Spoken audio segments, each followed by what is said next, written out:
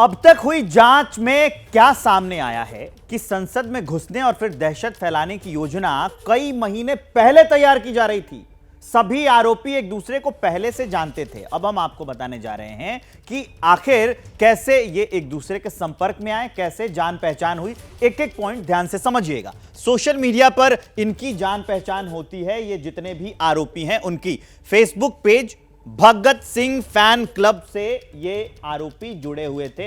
एक fan club था, उससे ये जुड़े थे। आगे क्या है कि 1.5 साल पहले ये सभी आरोपी मैसूर में मिले भी थे। इनकी मुलाकात भी हुई थी, एक मीटिंग इन लोगों ने की थी और उसके बाद ये आगे बढ़ रहे थे। 9 महीने बाद फिर मुलाकात हुई। पहले ये मिले मैसूर में, उसके 9 महीने के बाद इनकी मुलाकात एक बार फिर से हुई और उस योजना पर ये लगातार काम कर रहे थे। 9 महीने बाद जब मिले उसके बाद क्या हुआ यह भी जान लीजिए। संसद में घुसने का प्लान यहां पर बनाया। पहले मैसूर में मिले, 9 महीने के बाद फिर मुलाकात की, उसके बाद फिर संसद में घुसने का इन्होंने प्लान बना लिया। मार्च में मनोरंजन ने संसद भवन की रेकी कर ली। जो इनका एक साथी है आरोपियों का मनोरंजन, उसने संसद की रेकी की कि कहां से जाना है, कैसे कैसे घुसना है। इसके लिए अब जुलाई में सागर ने संसद के बाहर की रेकी की। एक जाता है तो संसद भवन की रेकी करता है, संसद भवन के बाहर जाके भी उसने रेकी की। मनोरंजन को पता चला जूतों की जांच नहीं होती है। उसने पहले पता किया रेकी की कि क्या होता है क्या नहीं होता है, और उसके बाद जब उसने देखा कि जूतों की जांच नहीं होती है, फिर इन लोगों ने पूरा प्लान बना लिया। 10 दिसंबर को सभी साथी इनके दिल्ली पहुंचे प्लान बनाने के बाद। उसके बाद गुरुग्राम में विक्की के घर पर ये रुके थे। दिल्ली पहुंचने के बाद गुरुग्राम गए, वहां वो रुके थे। अमोल महाराष्ट्र से स्मोक कैंडल लाया था।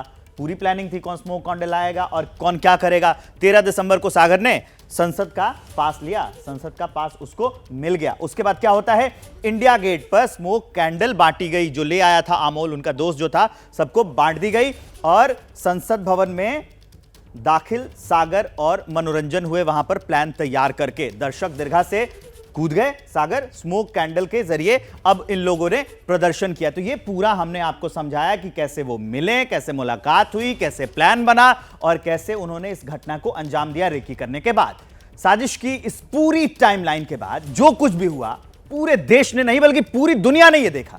इस पूरे घटनाक्रम में पास के लिए सिफारिश करने वाले बीजेपी सांसद प्रताप सिम्हा को चर्चा के केंद्र में ला दिया है।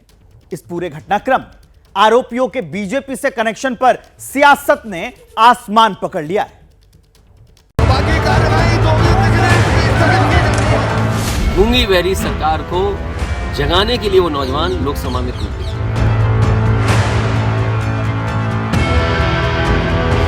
वो प्रताप सिम्हा जो बीजेपी एमपी है, जिसके साथ मोदी जी का तस्वीर भी है, तो उसको क्यों एक्सपेल नहीं किया जाएगा?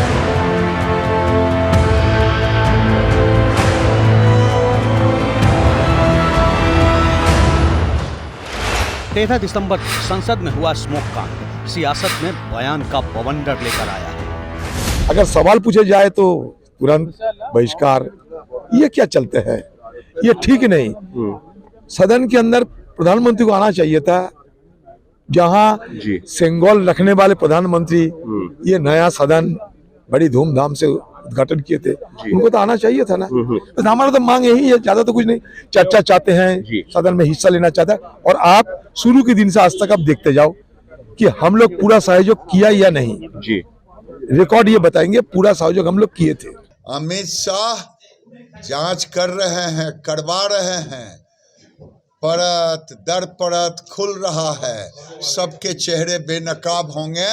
अमित शाह ठोक करके करारा जवाब दें। स्मोक कांड को लेकर विपक्ष लाल है, सियासत में उबाल है। आरोप प्रत्यारोप की जंग पर अब नया रंग चढ़ रहा है। विपक्ष के दल आरोपियों के विजिटर पास के लिए सिफारिश करने वाले बीजेपी सांसद प्रताप सिम्हा को घेरने में जुटे हैं, तो बीजेपी नेता शुभेंदु अधिकारी ने आरोपियों के तार ममता बनर्जी की तृणमूल कांग्रेस से जोड़ दिए हैं। ये पूरा माने क्रिस्टल क्लियर है, इसमें ज्यादा बोलने का कोई सवाल ही नहीं है।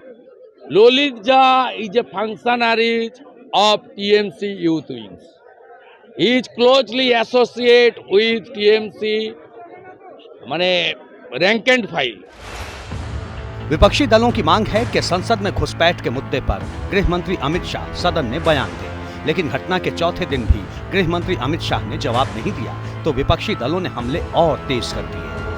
गृह मंत्री जी से लोग अपेक्षा कर रहे हैं कि इतनी बड़ी हादसा हुई है तो कम से कम सदन में आकर के इसकी बात को जो है रखें कि कहाँ गलती हुई, किनके कारण गलती हुई, कहाँ हम लैग किए। तो कम से कम एक अपेक्षा है कि गृह मंत्री सदन में सभी सांसदों के सामने वक्तव्य अपना दे। तो इसमें कोई बुरी बात तो है नहीं, लेकिन ब्रीच हुई है तो ये गंभीर मसला है, इसको लाइटली नहीं लेना चाहिए। होम मिनिस्टर आकर स्टेटमेंट दे, लेकिन होम मिनिस्टर वहाँ आना नहीं चाहते और स्टेटमेंट देना नहीं चाहते।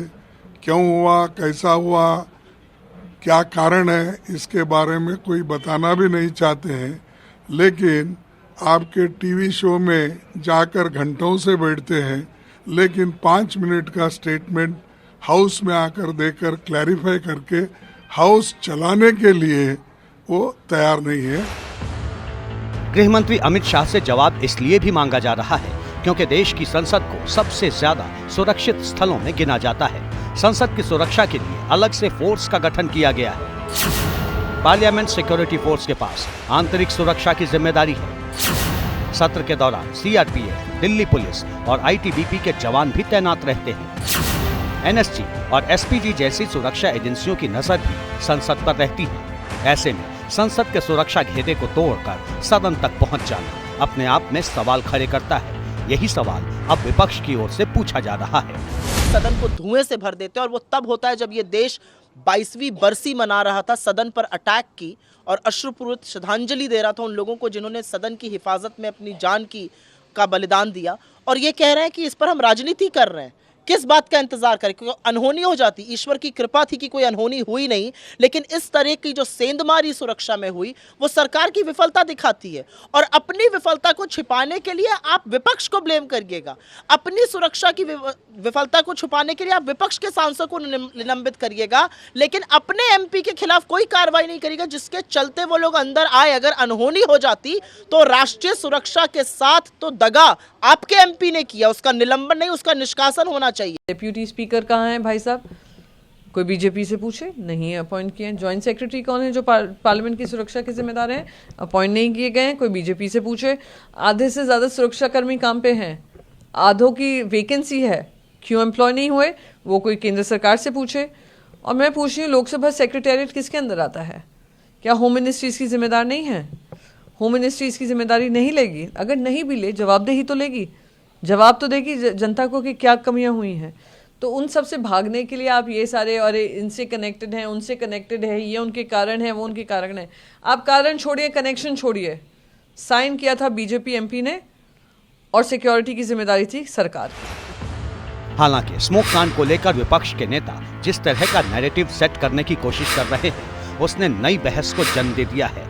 क्योंकि एक तरफ विपक्षी दल सरकार को घेरने की कोशिश कर रहे हैं, तो दूसरी ओर आरोपियों पर विपक्षी दलों के सुर नरम हैं। राहुल गांधी से लेकर अखिलेश यादव तक विपक्ष के तमाम नेता संसद में घुसपैठ के पीछे बेरोजगारी को बड़ी वजह बताने में जुटे हैं। सुरक्षा ब्रीच हुई है, हाँ, वो है, बट क्यों हुई? जो देश में सबसे बड़ा मुद्दा है बेरोजगारी का मुद्दा, जो पूरे देश में उबल रहा है, मोदी जी की पॉलिसीज के कारण हिंदुस्तान के युवाओं को रोजगार नहीं मिल रहा। तो ब्रीच जरूर हुई है, बट इसके पीछे कारण बेरोजगारी है। हम सदन में गृह मंत्री से क्या हुआ उस बारे में एक निवेदन चाहते हैं। लोकसभा और राज्यसभा में जो हम सांसद है उस बारे में चर्चा करना चाहते हैं। उसमें राजनीति क्या है भाई? यानी संसद में सिक्योरिटी ब्रीच पर अब सहूलियत की सियासत आकार ले रही है। गिरफ्तार आरोपियों ने किसके इशारे पर संसद की सिक्योरिटी में घुसपैठ की? साजिश के पीछे कितने किरदार हैं और किरदारों के तार कहां तक जुड़े हैं, तस्वीर अभी साफ नहीं है। ऐसे में विपक्षी दलों की ओर से बेरोजगारी वाले तर्क ने बीजेपी को पलटवार करने का मौका दे दिया है। दावा है कि विपक्ष अराजकता को बढ़ावा दे रहा है। विपक्षियों का काम है हर चीज़ को, गलत काम को बढ़ावा देना। उनको कंडेम करने की बजाय ये उनके पक्ष में बोल रहे हैं, जो कि बहुत शर्मनाक बात है। मतलब स्मोक कांड की जांच अभी भले ही पूरी नहीं हुई है, सियासत फुल स्पीड में दौड़ रही है। आरोप प्रत्यारोप के बहाने एक दूसरे को सवालों के कटघरे में खड़ा करने की जद्दोजहद जारी है। जैसे ही घड़ी का काटा दोपहर 2:30 पे आए, बबीता जी का दिल सास बहू साजिश के लिए मचल जाए। और ये है इनकी बहू, पूरे दिन ऑफिस की टेंशन हो जाए गॉन जब ये करें अपना फेवरेट शो फ्री टाइम पे ऑन। इनकी तरह आप भी देखें अपना फेवरेट शो अपने टाइम पर और डाउनलोड कीजिए एबीपी लाइव ऐप अपने स्मार्ट टीवी पर।